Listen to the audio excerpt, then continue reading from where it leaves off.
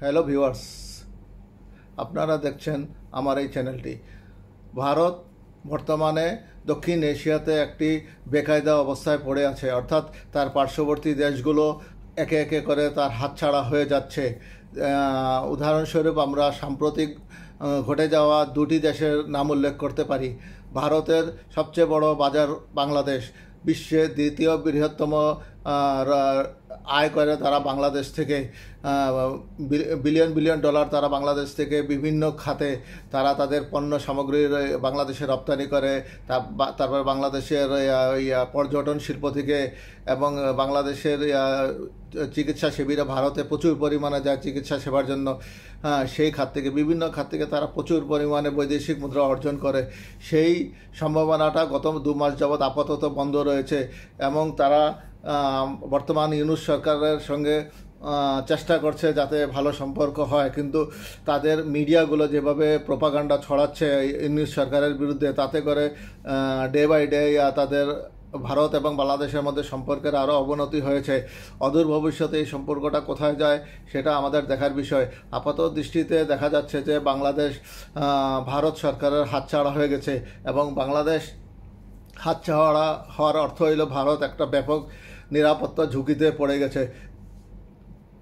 বাংলাদেশ সংলগ্ন বিভিন্ন রাজ্য, যেটাকে আমরা 7 সিস্টার হিসেবে গণ্য করি, আসাম, ত্রিপুরা এবং ভারতের পশ্চিমবঙ্গ সহ বিভিন্ন রাজ্য যে রয়েছে, যদিও পশ্চিমবঙ্গ 7 সিস্টারে পড়ে না, কিন্তু অন্যান্য রাজ্যগুলো রয়েছে, মেঘালয়, সেগুলো বিভিন্ন নিরাপত্তা ঝুঁকিতে রয়েছে। কারণ বাংলাদেশে যদি ভবিষ্যতে ভারতের কথা অনুযায়ী মৌলবাদী সরকারের উত্থান ঘটায় কিংবা বিএনপি সরকার আসে, তারাও অনেকটা মৌলবাদী ঘেঁষা, সেই সরকার যদি আসে তারা অবশ্যই ভারতের জন্য মাথা ব্যথা হয়ে দাঁড়াবে এবং সেই ক্ষেত্রে ভারতকে প্রচুর পরিমাণে বাজেট দিতে হবে নিরাপত্তা খাতে এই পার্শ্ববর্তী দেশগুলোকে রক্ষা করার জন্য। এবং আরেকটি দেশ সাম্প্রতিক ভারতের হাতছাড়া হওয়ার পথে, শ্রীলঙ্কায় সাম্প্রতিক ঘটে যাওয়া প্রেসিডেন্ট নির্বাচনে সেখানে নির্বাচিত হয়েছেন মার্ক্সবাদী নেতা কুমারা দিশানায়েক। তিনি অত্যন্ত কট্টরপন্থী নেতা এবং তিনি স্বভাবত ভারতের সঙ্গে খুব একটা নমনীয়ভাবে চলবেন না, কিন্তু গত কয়েক বছর আগে শ্রীলঙ্কা যখন অর্থনৈতিক বিপর্যয়ের মধ্যে পড়েছিল তখন ভারত তাদেরকে অর্থনৈতিকভাবে সাহায্য করেছিল। কিন্তু তারপরে বর্তমান যেই রাষ্ট্রপতি নির্বাচিত হয়েছে সেই রাষ্ট্রপতির সঙ্গে ভারতের আগামী দিনগুলো কেমন যায় এবং তারা কতটুকু বৈদেশিক নীতিতে তারা সফল হয় শ্রীলঙ্কাতে, সেটাই এখন দেখার বিষয়। কয়েক বছর আগে দেখা গেছে যে মালদ্বীপে নতুন প্রেসিডেন্ট নির্বাচিত হয়েছিলেন জনাব মইজু।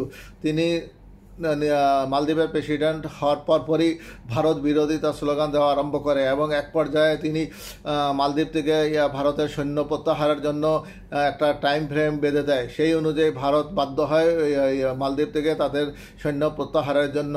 কাজেই মালদ্বীপেও ভারত খুব একটা সুবিধাজনক অবস্থানে নেই। তাহলে বাংলাদেশ, শ্রীলঙ্কা এবং মালদ্বীপ অলরেডি তাদের হাতছাড়া এবং পার্শ্ববর্তী যে তাদের দেশ, ভয়ঙ্কর দেশ যাদের সঙ্গে চিরশত্রুতা রয়েছে, সেই পাকিস্তান তো ইতিমধ্যেই প্রমাণিত হয়েছে ভারতের একটা প্রতিদ্বন্দ্বী দেশ, যদি অন্যভাবে বলি তাদের শত্রু দেশ হিসেবে গণ্য। সেই পাকিস্তান সীমান্তে ভারতকে প্রচুর পরিমাণে অর্থ বরাদ্দ দিতে হয় সেনা খাতে। যাই হোক আর কি, ভুটানও অলরেডি চীনের নিয়ন্ত্রণে চলে গিয়েছে। সেক্ষেত্রে ভুটানও বলা যায় যে ভারতের নিয়ন্ত্রণে নেই।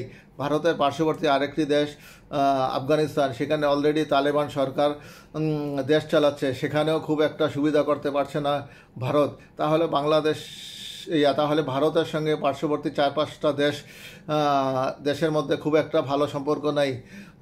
তাহলে আমরা অনায়াসে বলতে পারি ভারতের ভুল বৈদেশিক পররাষ্ট্রনীতির কারণে এইসব দেশ তাদের হাতছাড়া হয়ে যাচ্ছে।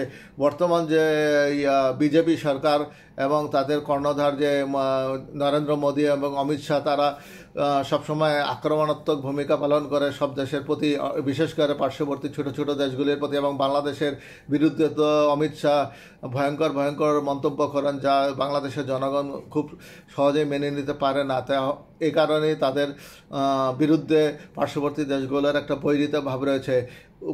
উপর্যুপরি যে বৈশ্বিক যে রাজনৈতিক পরিবর্তন হচ্ছে, এক একটা বলয়ের দিকে এক একজন চলে যাচ্ছে, চীনের বলয়, রাশিয়ার বলয়, আমেরিকার বলয়, সেই বলয়ের মধ্যে থেকেই ভারতকে একটা মানে সমঝোতার মাধ্যমে পার্শ্ববর্তী দেশের সঙ্গে একটা আচরণবিধি তৈরি করতে হবে এবং ভবিষ্যতে যেন তারা পার্শ্ববর্তী দেশগুলোর সঙ্গে সহাবস্থান তৈরি করতে পারে, সেটাই আমরা আশা করব। তা না হলে সেটা ভারতের জন্য হুমকি এবং পার্শ্ববর্তী দেশের জন্য হুমকি।